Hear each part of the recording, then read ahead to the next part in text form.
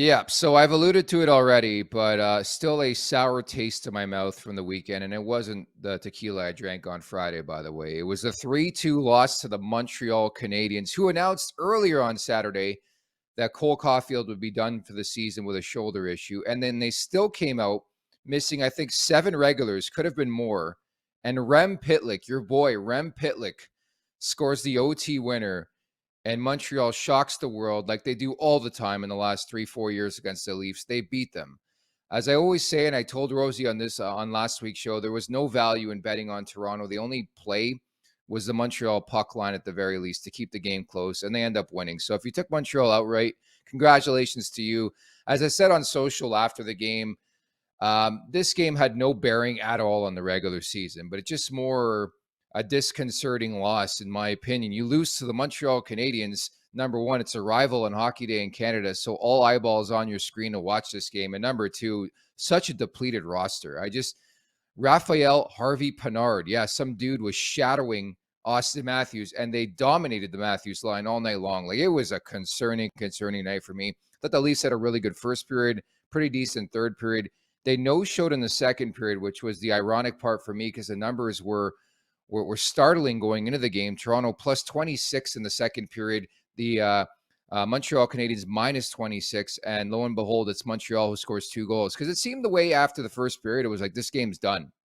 C'est tout en français. It was like Toronto's going to cakewalk. They're going to win this game by 4 or 5 goals, and that's it. That's all. Could be a night for Bobby McMann to score his first NHL goal. Could be a night for Morgan Riley to score his first of the season.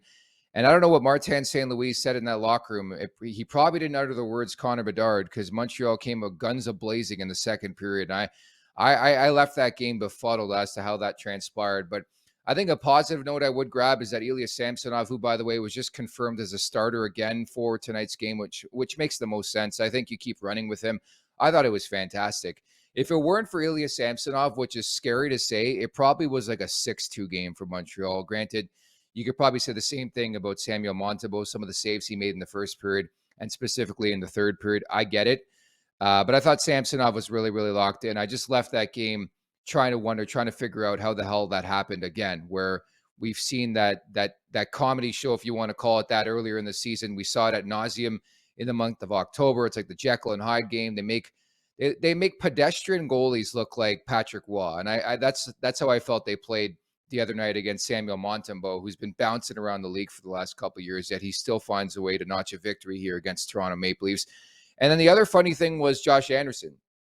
I think from a betting point of view, I've come to the realization in terms, and it's been a couple games in a row, every time the Leafs and Habs play, put money in a Josh Anderson point or anytime goal. It hit again the other night. He got the promotion to the top line with Caulfield out, Pitlick on that line too, and I thought they were dominant. Again, which is scary to say because you look at Toronto's top 6, I don't think they had their best game, although, again, some opportunities in the first, some opportunities in the third, but you can't have some guy named Raphael Harvey Pinard. I can't even say his name, dominating the way he did the other night. Like it was a glorified American Hockey League roster. And I did my best to think about what to do on this show, not to have the whole skies falling approach. And I don't. It's therapeutic for me to decompress. And I wish Jay Rosa was here, but I will pull him on this coming up tomorrow. What you take from a game like that when you lose to an inferior opponent. And that's well under inferior. Like I look at those Arizona losses and I'm say those are nothing to losing to this Montreal Canadiens team who A, wants no business in winning, but they're still going to give you their best effort. And B, we're missing half their roster and they still won. So